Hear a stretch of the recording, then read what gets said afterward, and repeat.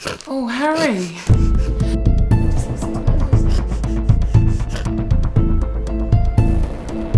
মৃগী রোগ এই অসুখের সঙ্গে আমরা অনেকেই পরিচিত। হঠাৎই খিঁচুনিতে মাটিতে পড়ে যাওয়া, সারা শরীর জুড়ে প্রচণ্ড কাঁপুনি, আর কখনো কখনো শ্বাস বন্ধ হয়ে যাওয়া বা পুরোপুরি অজ্ঞান হয়ে যাওয়া। যুক্তরাজ্যে এমন গুরুতর মৃগী রোগে আক্রান্ত এক কিশোরের মাথার খুলিতে নতুন এক ডিভাইস বসানো হয়েছে। খিঁচুনি নিয়ন্ত্রণে কোনো মৃগী রোগীর মাথায় পরীক্ষামূলকভাবে যন্ত্র বসানোর ঘটনা বিশ্বে এই প্রথম। এই কিশোরের নাম ওরান নোলসন। তার মাথায় বসানো নিউরোট্রান্সমিটারটি বানিয়েছে যুক্তরাজ্যের প্রতিষ্ঠান অ্যাম্বার থেরাপিউটিক্স। মানুষের মস্তিষ্কে সবসময়ই বৈদ্যুতিক কার্যকলাপ চলতে থাকে, আর তাতে কোনো অস্বাভাবিকত্বের ফলে বিস্ফোরণ হলে মৃগী রোগীর খিঁচুনি শুরু হয়।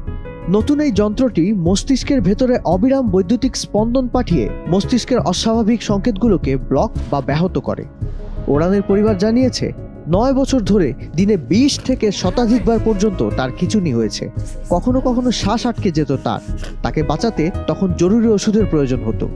তবে গত বছরের অক্টোবরে যন্ত্রটি বসানোর পর থেকে দিনের বেলার খিঁচুনি 80% কমে গেছে তার।